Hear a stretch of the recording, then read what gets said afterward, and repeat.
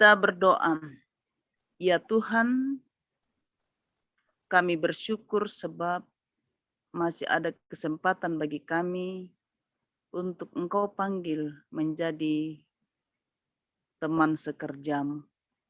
Maka malam ini Tuhan, kami menyambut panggilan itu dengan siap terus diperlengkapi oleh-Mu melalui media pembelajaran lewat Live Kids Indonesia. Kami memohon sertai kami, bahkan hamba-hamba-Mu yang Engkau utus untuk memperlengkapi kami, sehingga kami boleh mengikuti semua ini dengan satu tujuan, bahwa pelayanan ini hanya untuk hormat dan kemuliaan bagi nama Tuhan. Ampuni dosa kami Tuhan, dari awal sampai selesainya, pembelajaran melalui daring ini, kami serahkan dalam nama Tuhan Yesus. Amin. Amin. Terima kasih Ibu Kori Pakondo dari Live Kids Mamasa Toraja. Ya. Puji Tuhan, hari ini kita bisa kembali berjumpa walaupun hanya melalui jaringan online. Ya. Hari ini kita akan belajar ada 2 sesi sama seperti minggu lalu. Tapi nanti minggu depan, hari ini kebetulan yang ngisi saya dan Pak Pendeta Gunar. Nanti untuk minggu depan ada pembicara-pembicara dari luar. Ya. Salah satunya Ibu Pendeta Steni Irawati yang punya kampung sekolah minggu di Batu Malang. Kemarin saya sudah sharing, beliau siap untuk berbagi pengalamannya ya. Pengalamannya luar biasa. Nah, hari ini saya ingin mengajak teman-teman sharing, ya, diskusi, bagi pengalaman untuk sama-sama. Hari ini saya akan menyampaikan topik dengan judul mengajar dengan metode 4M. Nah, sebelum kita masuk ke materi utama, saya akan mereview sedikit ya, buat teman-teman yang tergabung dalam pelayanan Live Kids, gitu ya. Pentingnya melayani anak, karena anak-anak ini adalah masa depan gereja, masa depan bangsa juga, masa depan keluarga. Ya. Nah, oleh karena itu pertanyaannya adalah mengapa kita melayani anak-anak? Ya. Nah, saya ingin memberikan sebuah perspektif, walaupun kita sama-sama melayani anak, lihatlah sebuah pergeseran sedikit saja topik materi yang disampaikan oleh seorang guru maupun penggiat anak itu ternyata mempengaruhi hasil sebuah generasi. Nah, saya akan mulai pada tahun 1800, kita tahu itu awal-awal berdirinya sekolah minggu, ya, yang didirikan oleh orang yang bernama Robert Raikes. Jadi pada tahun 1800, perhatikan di sana 86% anak-anak datang ke gereja. Ya. Jadi waktu itu Robert Raikes, ya, setelah merintis sekolah minggu di Inggris, nah itu ternyata kedatangan anak-anak ke sekolah minggu itu 86%. Ya. Di sebuah artikel menulis bagaimana anak-anak jalanan 50 tahun kemudian menjadi pahlawan, kemudian menjadi politikus, para pemimpin hebat. Ya. Jadi gitu. Kemudian kita melihat setelah 1800, ya, Robert Raikes setelah waktu itu mendirikan sekolah minggu, ya, kemudian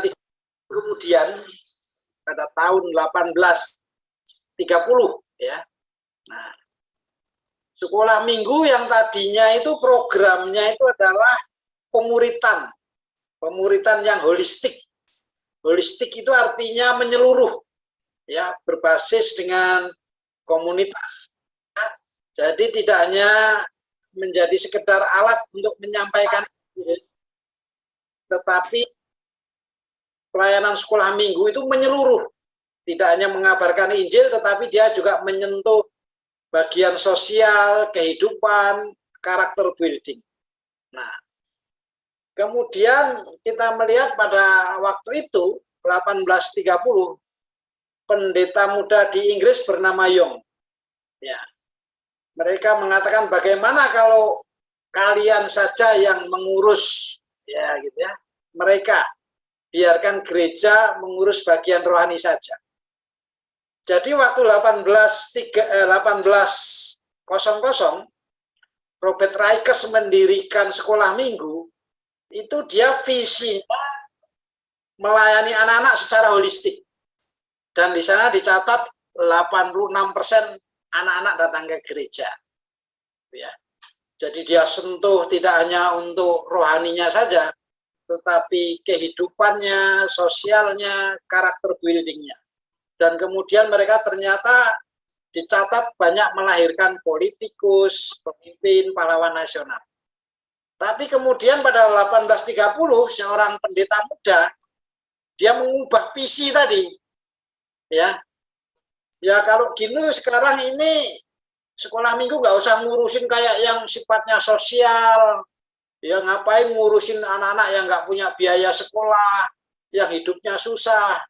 Pokoknya sekolah minggu urusannya adalah memberitakan Injil saja.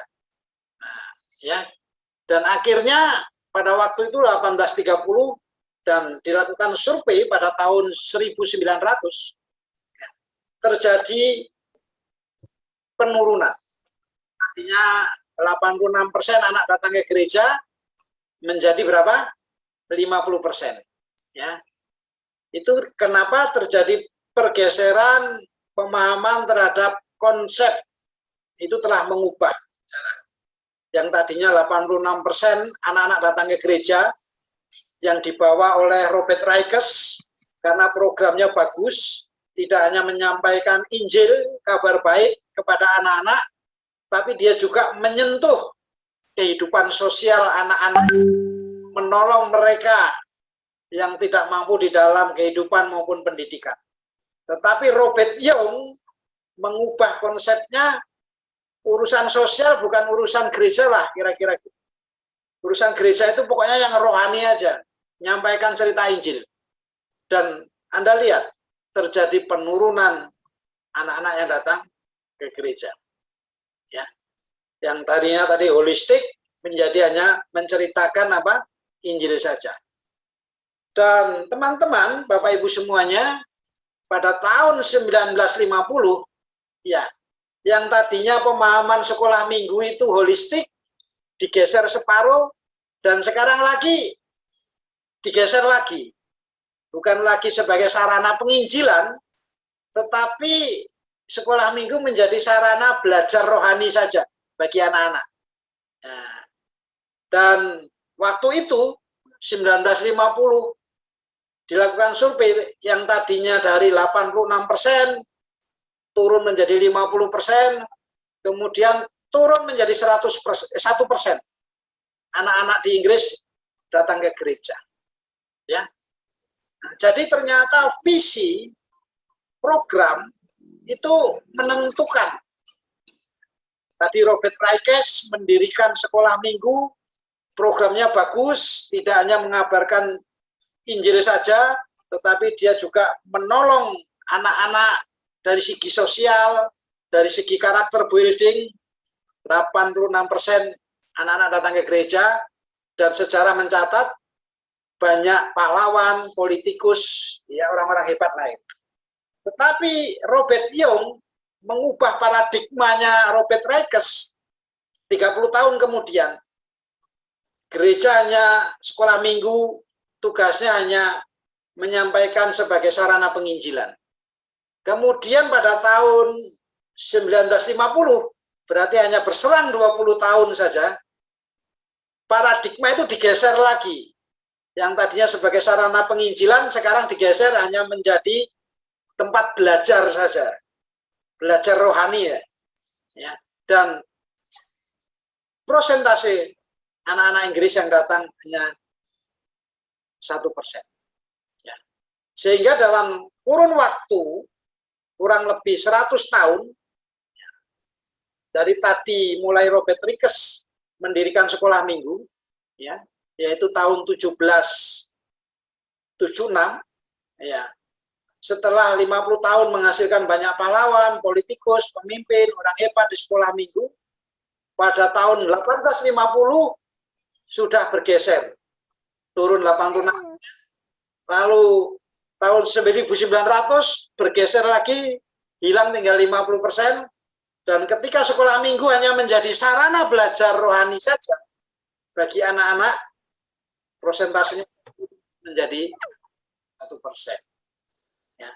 Nah, oleh karena itu, kenapa di Life Skit ini visinya adalah menjadikan anak-anak Indonesia memiliki hidup yang lebih hidup.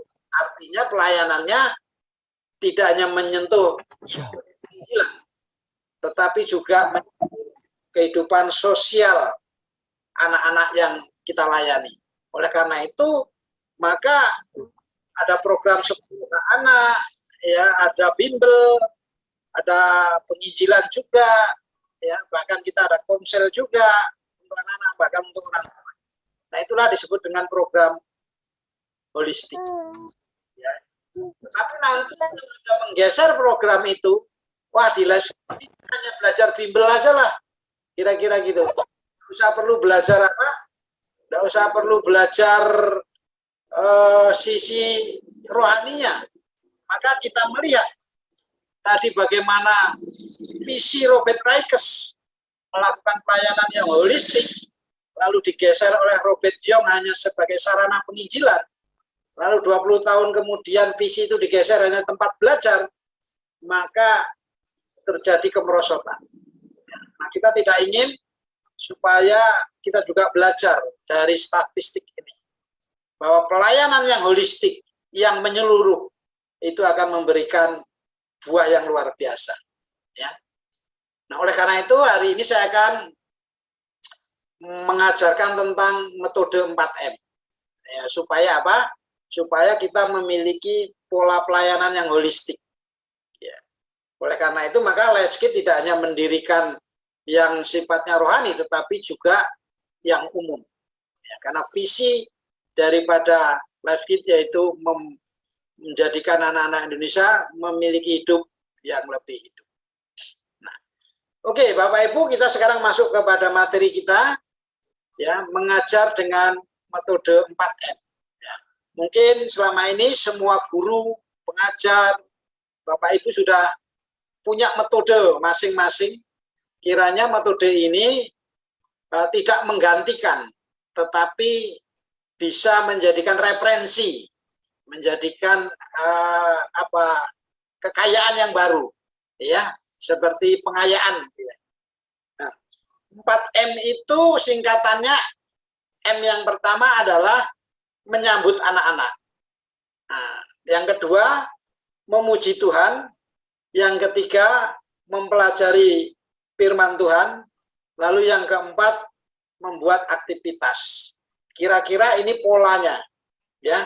Jadi kalau nanti anak-anak datang ke Life Skit, kita harus bikin program penyambutan untuk anak-anak.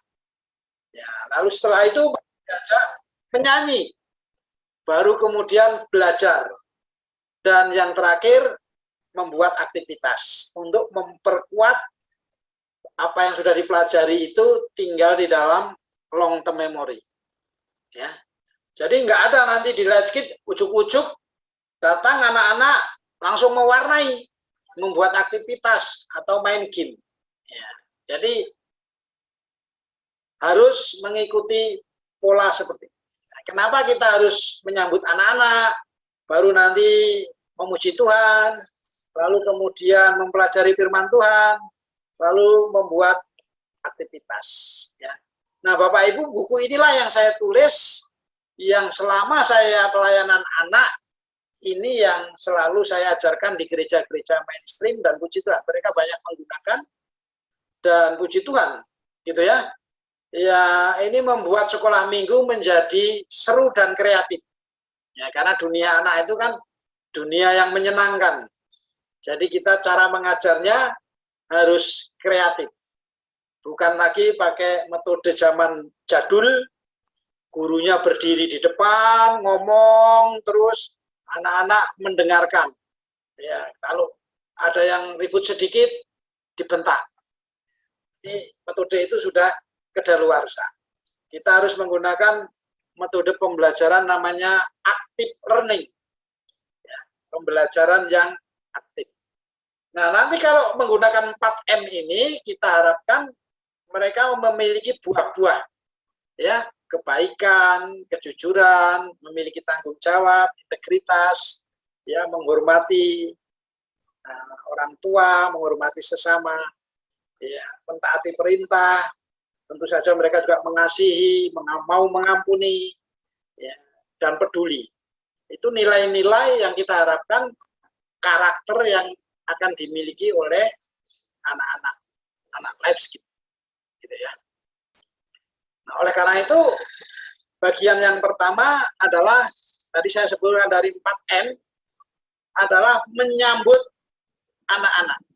Ya, kalau teman-teman yang pernah ikut pelatihan program CTLT, ya, waktu itu diajarkan pembicara dari Brasil mengatakan bahwa anak-anak itu paling pandai menyembunyikan masalah. Jadi kalau ada anak-anak yang tertawa, senyum, itu bukan berarti dia tidak ada masalah. Ya. Nah, oleh karena itu kita harus mengetahui mereka. Nah, kenapa kita harus menyambut mereka? Kadang-kadang ada anak-anak yang datang itu mungkin anak baru, mungkin masih malu-malu. Ya, kita harus menyambutnya, membuat gamenya, ya, permainannya, supaya dia menjadi enjoy. Atau juga ada anak-anak yang punya masalah. Waktu datang itu dia di rumah punya masalah.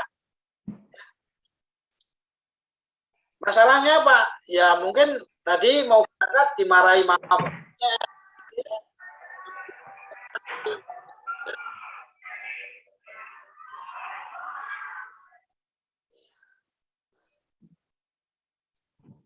Belum sempat mandi, belum sempat persiapan. Ya, mamanya sudah bilang, ayo berangkat dari tadi, tapi belum sempat siap, gitu ya. Nah, oleh karena itu gunanya kenapa kita menyambut anak-anak. Atau ada anak-anak yang belum selesai menyelesaikan masalah, gitu ya. Nah, kemudian ada anak-anak baru tadi yang merasa canggung, sehingga melalui kegiatan-kegiatan menyambut mereka menjadi nggak malu lagi. Ya, yang berikutnya ini tentu saja membuat suasana senang. Ya, supaya apa? Supaya nanti waktu masuk phase berikutnya untuk memuji Tuhan itu mereka sudah dipersiapkan. Gitu ya. Nah, untuk menyambut bagaimana? Salah satunya di life skill adalah mengucapkan yel-yel, kemudian guru-guru berdiri di depan, memberikan penghormatan, terus bikin salam, misalnya tepuk tangan dan sebagainya. Ya, sehingga mereka melupakan masalahnya. Karena anak-anak itu paling gampang melupakan problemnya, gitu ya. Tadi udah berantem, ketemu lagi udah baikan, kira-kira. Nah, dengan dibuat acara penyambutan yang bagus, biasanya ini akan menetralkan suasana. Kalau kita bikin acara KKR, nah biasanya ada anak-anak yang sudah datang duluan. Kita bisa membuat acara menyambut mereka dengan putar film dulu, ya perkenalan, ya dengan tebak-tebakan, gitu ya. Jangan dibiarkan duduk diam, nunggu mereka ngobrol sendiri dan sebagainya. Ya, harus ada kegiatan, yaitu menyambut anak-anak. Nah, kegiatan yang kedua itu adalah memuji Tuhan. Nah, memuji Tuhan ini tidak kalah pentingnya dengan menyiapkan firman Tuhan.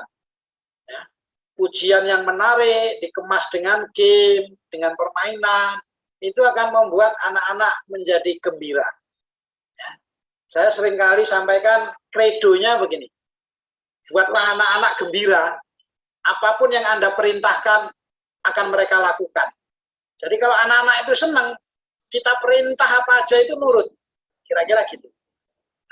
Dengan pujian kita bisa membuat suasana mereka menjadi apa?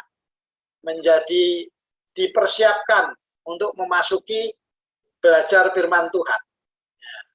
Oleh karena itu, pujian tidak kalah penting dengan firman Tuhan. Nah, biasanya di sebuah sekolah minggu atau di live skit yang tugas pimpin pujian sama yang menyampaikan firman Tuhan itu berbeda. Nah, ini akan timbul problem biasanya. Kalau enggak janjian, ini temanya bisa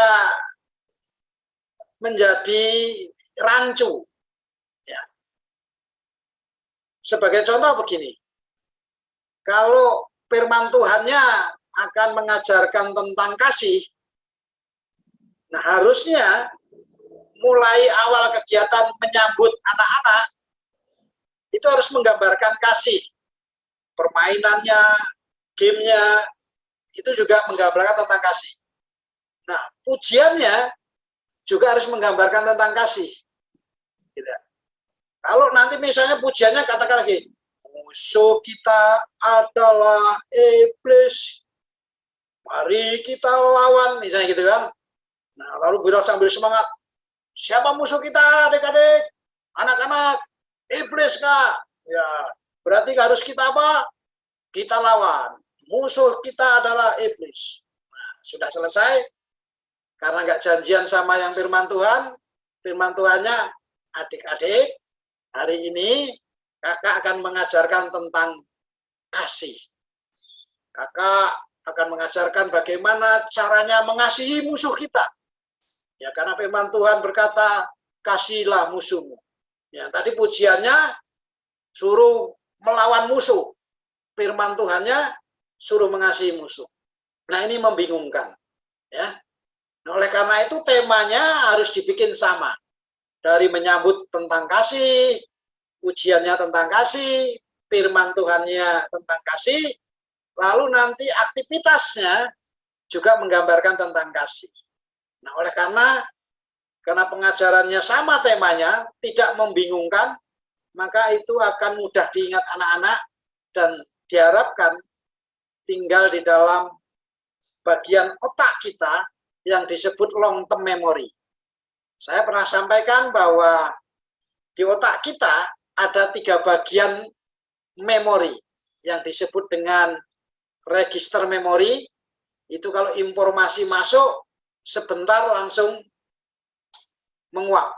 Ya, karena dia hanya masuk di dalam register memori. Ya. Tetapi ada bagian yang kedua yaitu disebut dengan register memori, short term memory. Jadi informasi yang masuk ya masih sisa kira-kira 20%. Ya. Bahkan menurut penelitian, ya, pembelajaran yang hanya dilakukan dengan mengandalkan audio itu hanya bisa ditangkap 20%. Tetapi kalau dengan visual, dengan alat peraga, dengan gerakan, aktivitas, itu bisa 90%. Ya. Nggak mungkin 100% karena ada faktor X dan lain sebagainya. Nah, oleh karena itu, ketika Anda melakukan mengajar yang kreatif itu, temanya tentukan dulu harus janjian sama. Cara menyambutnya, pujiannya, firman Tuhannya, lalu bagaimana membuat aktivitasnya. Sayangnya karena ini online, saya tidak bisa kasih contoh game-game pujian dengan gerakan, ya. Nah, biasanya ini heboh, anak-anak senang dengan pujian, dengan permainan, ya, kemudian menggambarkan tentang kasih dan sebagainya. Nah, setelah itu baru masuk, karena tadi pujiannya tentang kasih, cara menyambutnya juga menggambarkan kasih. Sekarang kita belajar firman Tuhan dengan tema yang menggambarkan kasih. Ya. Nah, bagaimana mempelajari firman Tuhan? Nah, nanti kita ada satu khusus sesi cara menyiapkan firman Tuhan. Tetapi hari ini saya akan menekankan bagaimana menyampaikan firman Tuhan menggunakan alat peraga. Mengapa menggunakan alat peraga? Ya, Tuhan sendiri mengajar bangsa Israel menggunakan alat peraga yang disebut dengan kemah Allah. Ya, bagaimana masuk ruang Maha Suci, persiapannya seperti apa, gitu ya. Di sana ada meja, tempat meletakkan roti bakaran. Di sana ada tempat pembasuhan, ya, dan sebagainya. Itu sebagai cara untuk mengajar bagaimana bangsa Israel untuk menghampiri Allahnya. Ya. Nah, oleh karena itu penting sekali alat peraga itu.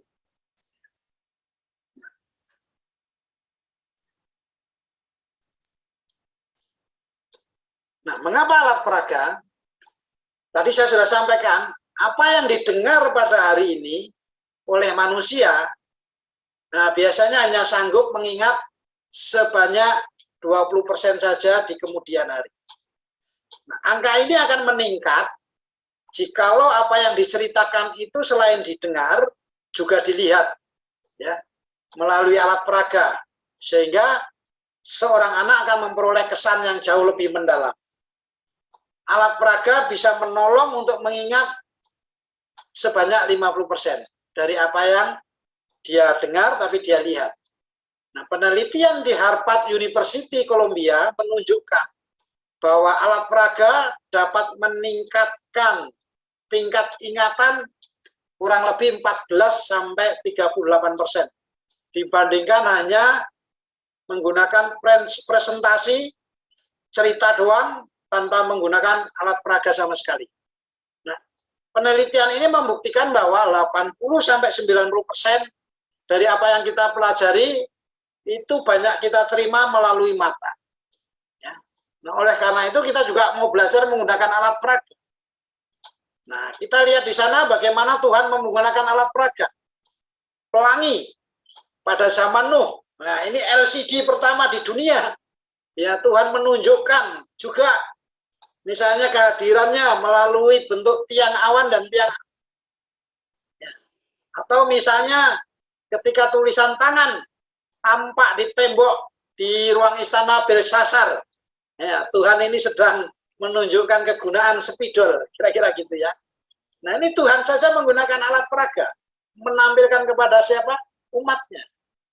Nah, oleh karena itu kita mengerti bagaimana pentingnya alat peraga. Nah, saya akan tunjukkan beberapa saja contoh jenis-jenis alat peraga.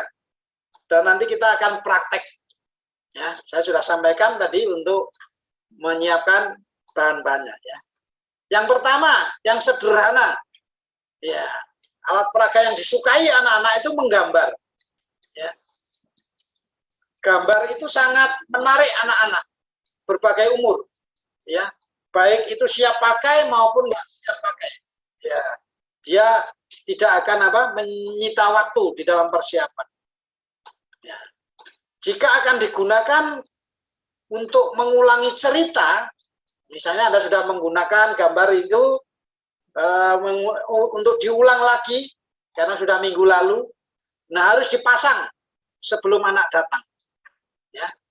Nah, bila gambar akan digunakan pada saat bercerita, ya, tempelkan pada saat peristiwa yang dilukis, di mana gambar itu disampaikan. Oleh karena itu, kalau gambar itu digunakan untuk memperdalam cerita, pasang di dinding sesudah bercerita. Ya, jadi ternyata gambar-gambar itu tidak hanya sebagai lalu sesederhana selama ini kita pakai lalu kita geletakin. Jadi ada metodenya. Ya, kalau supaya diingat ditempel.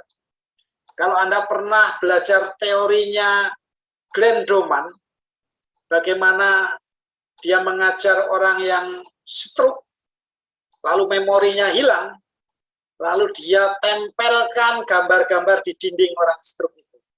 Dia melihat sapu, ada tulisannya sapu, dan mulai memorinya diisi satu persatu. Dan akhirnya orang itu bisa membaca dan menulis kembali. Yaitu metodenya Glenn Doman. Nah, oleh karena itu gambar sangat menarik anak-anak. Yang kedua, Anda bisa menggunakan metode membuat perbandingan. Misalnya gini, ya, Anda akan cerita tentang Daud versus Goliat. Jadi ini yang saya sampaikan ini Anda pasti belum pernah dengar. Karena ini memang saya bongkar-bongkar koleksi 500 alat peraga saya. Jadi saya tadi dapat, wah ini belum pernah didengar, teman-teman Leskit di seminar. Ini dulu saya buat awal-awal waktu melayani ya. Jadi saya coba bongkar dan saya coba ya. Nah, supaya anak-anak memiliki gambaran, Anda bisa membuat gambarnya di dinding yang tinggi besar begitu ya. Jadi anak-anak bisa kecil, wah ternyata Goliat tuh tinggi sekali ya.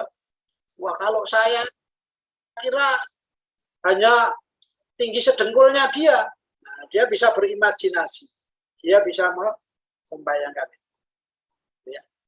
Nah, juga kita bisa mengajarkan gitu ya. Wah, sebuah batu dan umban, itu tidak ada artinya. Tetapi ketika bermitra dengan Tuhan, wah itu menjadi sesuatu yang luar biasa, sesuatu yang ajaib, gitu ya. Kalau sesuatu itu disandingkan, dipartnerkan dengan Tuhan, itu terjadi mukjizat. 5 ikan dan 5 roti dan 2 ikan, gitu. Itu juga tidak sesuatu yang berharga, tetapi ketika disandingkan dengan Tuhan, menjadi sesuatu yang ajaib, terjadi sebuah mukjizat. Ya. Ini luar biasa. Gitu ya. Kemudian alat peraga yang berikutnya adalah kita bisa menggunakan peta. Ya, kenapa peta? Nah, peta ini bisa menolong mereka untuk mempelajari bentuk dan negara-negara dan kota-kota yang disebut Alkitab. Ya. Nanti Anda bisa lihat misalnya Philadelphia, jemaat Philadelphia itu di mana, Tesalonika itu di mana. Ya. Itu bukan cerita bohong, tetapi itu adalah sejarah. Ada tempatnya. Ya. Nah, ini cocok untuk bagi anak kelas besar ya, atau anak yang besar. Peta bisa dipasang di dinding sebelum anak-anak masuk ke kelas. Ya. Nah, gurunya juga harus belajar dulu. Nanti ditanya, wah ini Galilea di mana, misalnya gitu ya. Atau ditanya Philadelphia di mana. Nah, oleh karena itu paling sedikit ada 4 peta yang dibutuhkan oleh guru sekolah minggu, yaitu peta Mesopotamia dan Kanaan pada masa Abraham, ya. Lalu peta pembagian tanah Kanaan untuk ke-12 suku. Lalu peta Palestina pada masa Tuhan Yesus. Lalu peta Asia Kecil dan Eropa pada saat pelayanan Paulus. Ya, nanti Anda bisa lihat. Dan itu semua ada ceritanya di Alkitab, gitu ya. Ya, nanti kalau ditanya, Kak, Taman Eden di mana ya? Wah, nggak tahu ya gitu. Nah, padahal kalau nanti Anda lihat di peta, di Alkitab Anda baca bahwa Taman Eden dialiri oleh 4 sungai, gitu ya. Efrat, Tigris, Pison, dan Gihon. Ya. Kalau di peta ternyata sungai Efrat dan Tigris, karena Pison dan Gihonnya sudah tidak ada. Nah, itu ternyata ada di Irak. Oh, berarti Taman Eden itu dekat-dekat di Timur Tengah ya, dekat-dekat dengan Irak. Harus tahu. Kira-kira gitu ya. Alat peraga yang berikutnya adalah yang paling gampang disiapkan, yaitu papan tulis. Ya. Papan tulis ini kan paling gampang, bisa menggunakan yang lebar ditempel, gitu ya. Bisa juga menggunakan whiteboard. Ya. Nah, guru bisa menuliskan kalimat yang pendek untuk memberikan gambaran yang sederhana. Ya. Misalnya, pertama ada gambar, ada tulisan tentang Daud, gitu. Lalu Anda menuliskan kalimat-kalimat pendek, ya, misalnya taat, gitu ya, kemudian setia, dan seterusnya, supaya apa? Menggambarkan tentang orang itu atau menggambarkan sebuah kota atau kejadian. Ya. Papan tulis juga bisa digunakan untuk menuliskan sebuah moto, pertanyaan, ayat Alkitab sebelum dimulai ya. Di sana dituliskan. Ya. Juga dapat untuk besar kata kunci. Nah, kalau Anda menulis, saya suka memperhatikan nih, kalau guru nulis gitu ya.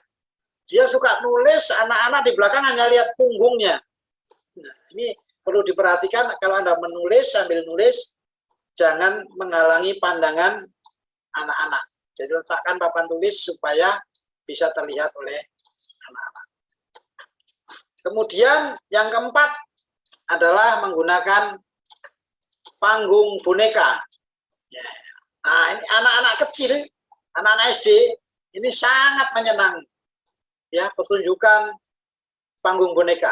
Sehingga melalui panggung boneka ini kita bisa menyampaikan cerita-cerita Alkitab. Dan itu mudah diingat.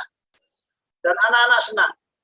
Dulu saya awal-awal pelayanan, wah saya selalu main diundang Gramedia, ya kalau ada open house gitu ya, atau kalau ulang tahun, perayaan sekolah, launching buku, saya biasa selalu menyampaikan cerita melalui panggung boneka. Ya. Ya, sekarang banyak ditemukan murah. Ya, panggung bonekanya saya masih punya ini. Nah, panggung boneka saya paling keren dibandingkan teman-teman saya lihat biasanya hanya kotak. Punya saya bisa kelihatan kayak rumah begitu ya. Nah, kami pernah main, Pak Ronald itu pernah juga ya, kami sering diundang di Borubere dulu paling sering gitu ya. Orang tuanya acara sendiri, anak-anaknya diserahkan ke kita. Ya. Nah, ini dulu di mall-mall, ya, di Gramedia, saya sering menyampaikan cerita panggung boneka, ya, kemudian juga ada permainan game, sulap, dan sebagainya. Nah, saya berharap nanti saya akan ajarkan ke teman-teman cara membuat panggung boneka.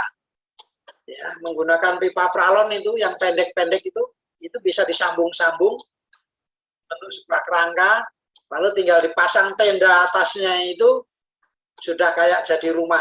Ya, tinggal orangnya di dalam main panggung boneka, menyampaikan cerita firman Tuhan ini. Ya, ini menarik sekali. Ya. Nah, beberapa bukunya juga sudah saya tulis dulu, ada cara membuat, kumpulan ceritanya. Jadi Anda nanti nggak usah pusing mau cerita apa ya, bisa gitu ya.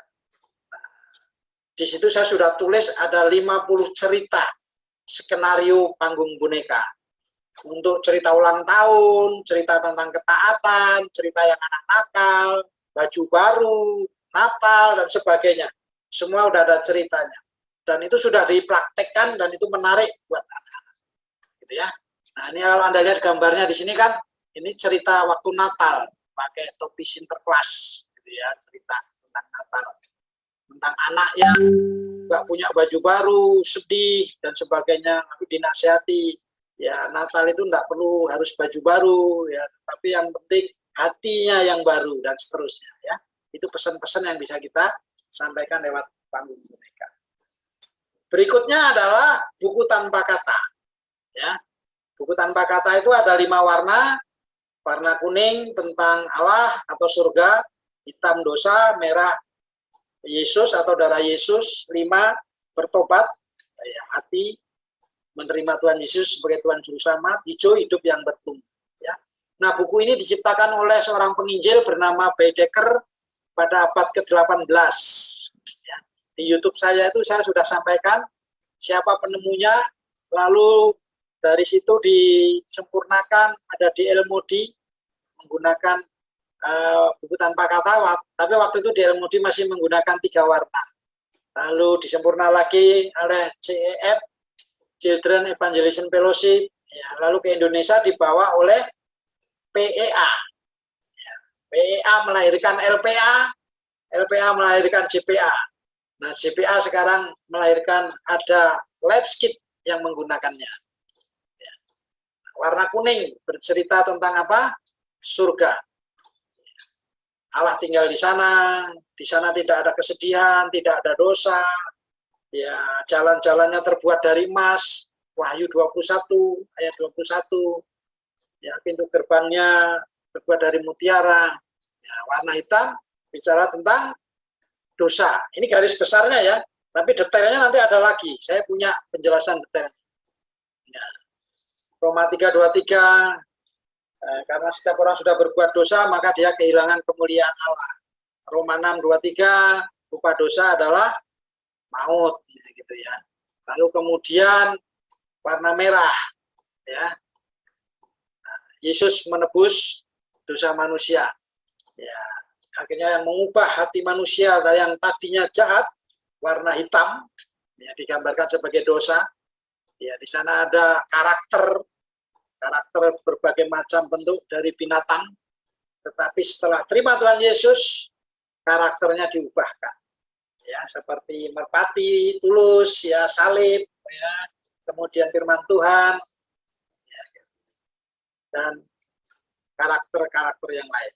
Ya. Kemudian berikutnya adalah warna hijau, hidup yang bertumbuh. Ya. Nah, kita bisa membuat berbagai macam alat peraga yang terbaru.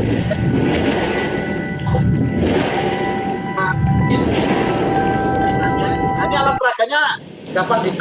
Halo anak LabSkit Indonesia, kali ini Kak Igria akan mengajak belajar. Ada 5 warna buku tanpa kata. Yang pertama warna kuning, bercerita tentang surga, bercerita tentang darah Yesus. Putih, hati yang berubah. Perhatikan, warna hitam ada di sebelah kiri, warna putih ada di sebelah kanan. Ya. Kalau Kak Igria pegang, warna putihnya ada di sebelah kiri, warna hitam ada di sebelah kanan. Ya. Ya, dosa mengubah hati kita yang tadinya jahat, kotor menjadi bersih, ya, karena merah, ya. Yesus mati di kayu salib menebus dosa manusia. Nah, hitam di dalam buku tanpa kata. Nah, oleh karena itu kita harus tinggalkan dosa karena kita sudah ditebus oleh darah Yesus. Nah, Tuhan bertumbuh, selalu rajin baca Alkitab, belajar firman Tuhan, ya, selalu rajin berdoa. Tumbuh-tumbuhan warnanya hijau. Yang tadinya dia hitam, maka dia akan. Nah, kalau kita terus setia di dalam Tuhan, hidup kita bertumbuh, maka kelak kita akan tinggal di surga. Surga tadi warnanya kuning, ya, karena jalan-jalan terbuat dari mutiara. Ya, inilah tadi pelajaran bermain dengan menggunakan buku tanpa kata. Children Today, Leader Tomorrow. Ya, nanti saya akan ajarkan. Ya, ini koin ya, koin yang dibolak-balik bisa berubah warna-warni ya, sesuai buku tanpa kata. Ya, nah nanti kita juga bisa gunakan handphone kita untuk mengajarkan tanpa kata tadi ya. Ingat, kamera tadi. Ya, game saja. Kamu juga bisa menggunakan HP-mu untuk melayani Tuhan. Ya. Nah, ini. Salam, selamat berjumpa penggiat anak Indonesia. Kali ini saya akan memberikan contoh alat peraga baru yang bisa dipakai untuk mengajarkan tentang kata. Siapkan 5 kertas warna dari kertas origami. Yang pertama warna kuning, biasanya digunakan untuk cerita tentang Allah. Lalu warna hitam biasanya bercerita merah tentang darah Yesus. Lalu siapkan warna putih, hati yang berubah, dan hijau, hidup yang bertumbuh. Ya. Lalu nanti Anda bisa lipat jadi 2 ini, lipat jadi 2, 5 warna tadi, Anda lipat lagi, Anda lipat lagi, kemudian Anda bisa balikkan, dan pas itu sekarang sudah menjadi sebuah rangkaian ini tentang Allah yang baik, hitam dosa, merah darah Yesus, ya. putih hati. Contoh-contoh butaka. Nah, sekarang bagian keempat, M yang keempat, tadi kan bagian ketiga mempelajari firman Tuhan dengan alat peraga. Nanti aktivitas kita akan buat alat peraga. Ya. Apa saja sih yang bisa digunakan aktivitas di dalam pembelajaran anak di sekolah minggu maupun di Life kit. Nah, kita akan bikin alat peraga yang saya sebut biasanya Yesus pokok dan kita carangnya. Ya, ini ada trik sulapnya sebetulnya, tapi gampang dibikin. Ya.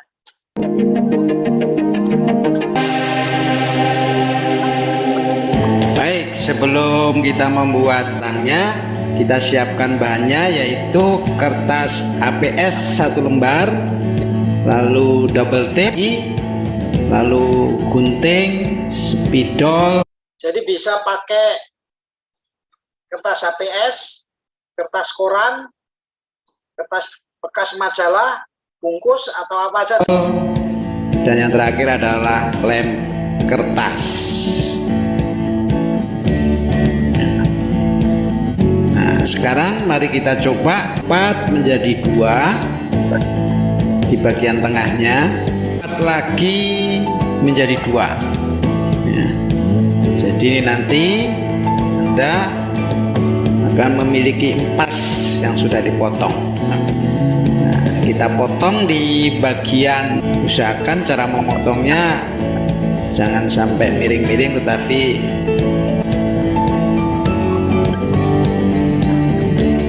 kita hanya menggunakan 2 keping saja buat untuk cadangan. Ya. Nah, selanjutnya kita akan sambungkan menggunakan lem kertas. Nah, jadi ujungnya kita kasih lem, lalu kita usahakan sambungannya yang kuat dan merekat. Kita lipat, ya, lembaran yang panjang ini kita lipat menjadi 2 sama persis, menjadi 2.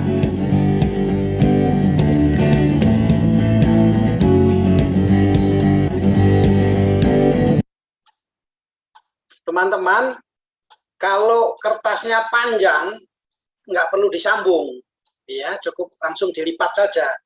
Misalnya kalau kertas koran itu kan panjang, jadi bisa dipotong selebar itu, dia panjang, gitu ya. Tapi karena ini menggunakan kertas HPS, maka perlu disambung dengan lem kertas tadi, kira-kira gitu ya. Tapi kalau Anda punya buka kertasnya panjang, ya Anda nggak perlu bikin sambungan.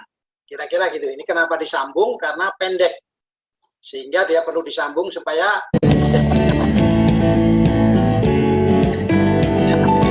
dan lipatan itu akan kita tempel double tip. Double tipnya yang lebar, semakin lebar semakin di tengahnya persis, ya. Nah, di lipatannya persis itu di tengah-tengah. Nah, karena double tipnya ada kelebihan, maka selanjutnya pada bagian pinggirnya.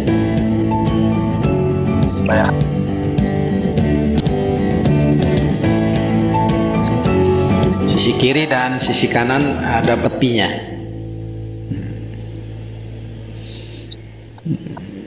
Setelah dirapikan pel menggunakan double tip tadi, ya, kita buka tutup, maka kita akan taburkan apa saja. Bisa menggunakan bedak bayi, ya, yang double tip tadi, sampai dia tidak, kalau sudah sisa-sisa ke tabungnya, bedaknya, ya. Bagian-bagian yang tercecer bisa kita bersihkan menggunakan tisu. Bersihkan menggunakan tisu. Dan setelah kita beri, kita tinggal akan menuliskan lembaran, ya. Pada bagian atasnya kita tulis Yesus, ya, ya. Jadi lembaran yang atas, ya, lipatan yang bagian atas kita tulis Yesus pop, dan pada bagian bawahnya, nah, kita akan tulis carang. Jadi,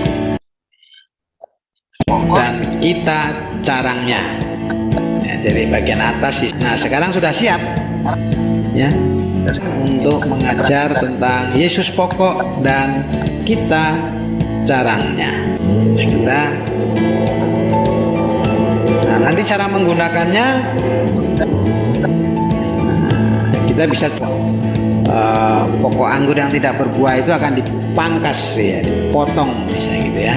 Nah, nanti pada prakteknya terputus, ya, carang itu akan terpisah dengan pokoknya, ya. Tetapi sebagai anak Tuhan kita akan Yesus, ya, walaupun nanti iblis akan memisahkan anak-anak Tuhan, potong dia akan menyatu lagi, ya. Iblis tidak akan mampu memisahkan, ya, kira-kira gitu ya. Coba. Ya, itu contoh bagaimana alat peraga Yesus pokok dan kita carang. Ya, nanti teman-teman bisa praktek. Kalau tadi sempat sambil langsung praktek, bisa dicoba apakah berhasil atau tidak. Gitu ya. Kemudian berikutnya adalah menggunakan permainan ini, gitu ya. Nah, ini adalah keping angka. Wah, ini pada waktu saya permainan ini banyak sekali orang tertarik. Waktu di Gramedia, saya masih ingat, ya, ini adu cepat berhitung. Nah, saya cerita, ya, Daniel itu adalah pemuda yang pintar, memiliki kepandaian 10 kali orang yang terpandai pada saat itu. Ya, jadi anak-anak Tuhan itu memang harusnya pandai, gitu kan. Jadi kalau Habibie IQ-nya 125, berarti Daniel itu kali 10. Wah, berarti 1250 IQ-nya. Nah, lalu saya bilang, nah, saya mungkin nggak sebesar Daniel, tapi karena saya orang Kristen, saya punya iman bahwa Tuhan memberikan kepandaian saya, pada saya, ya. Nah, saya akan menantang siapa saja yang bisa mengalahkan hitung cepat dengan saya. Silahkan pilih angkanya secara acak.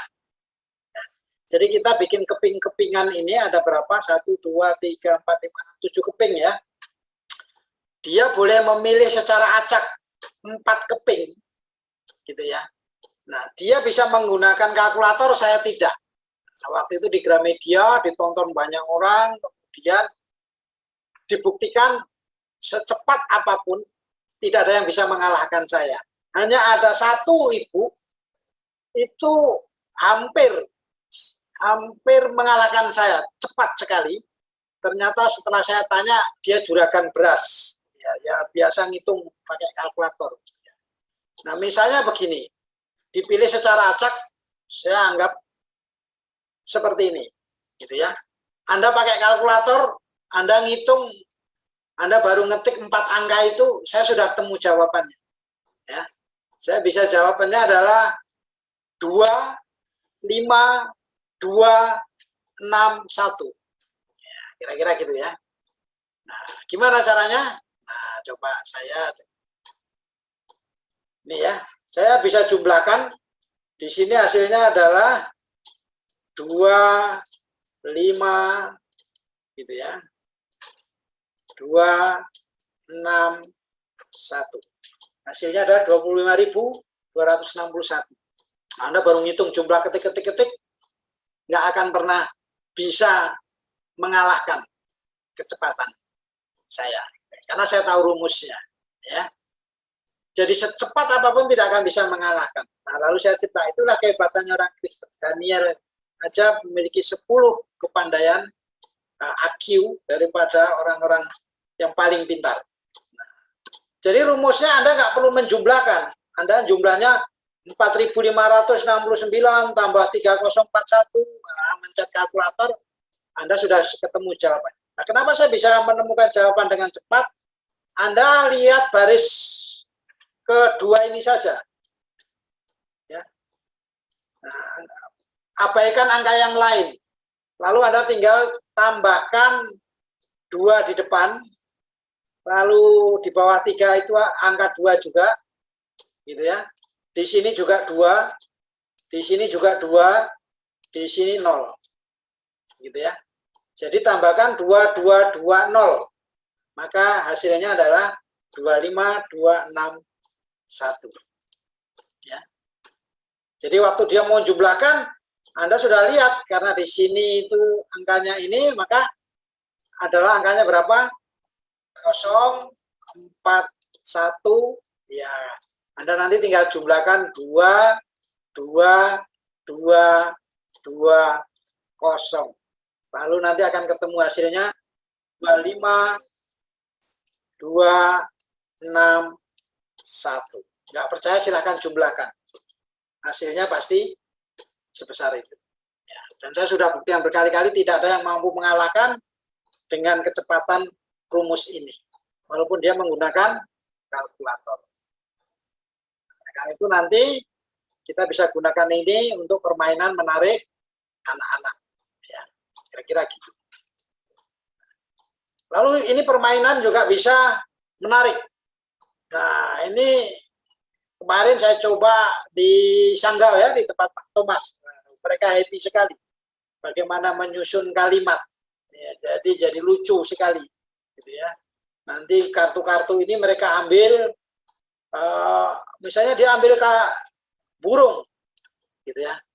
Nah, mereka dapat kartu burung. Silakan bikin sebuah kalimat dengan menggunakan kata burung.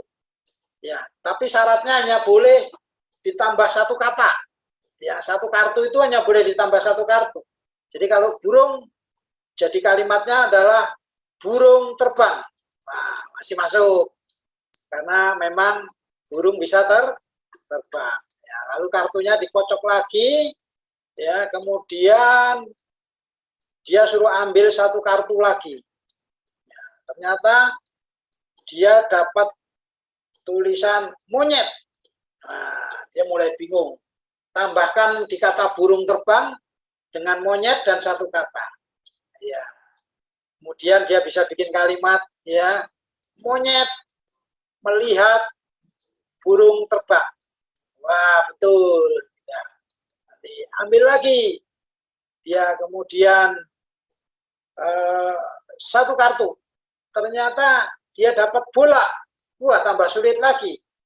Ya, dia mikir, akhirnya dia lihat, ya, monyet melihat burung terbang main bola. Nah, jadi nggak nyambung kan, masa burung terbang bisa main bola. Nah, apalagi nanti kalau ketambahan anggur, ya tambah kacau lagi. Ya. Nah, itu menimbulkan kalimat-kalimat yang lucu. Ya, itu akhirnya menimbulkan tertawa, sukacita, dan sebagainya. Baru nanti kita bikin kalimat yang sesuai dengan firman Tuhan. Ya, dari kata perempuan, dan sebagainya. Ya. Nah, semua permainan-permainan itu sudah ada di dalam buku yang saya buat, yaitu di dalam buku 500 alat peraga. Ya, saya berharap nanti semua Life Skit punya buku ini, koleksi ini, supaya dia bisa mengajar anak-anak di tempat Life Skitnya menjadi seru dan kreatif. Kira-kira itu, karena waktu saya sebentar lagi habis, dan saya akan buka ruang tanya jawab.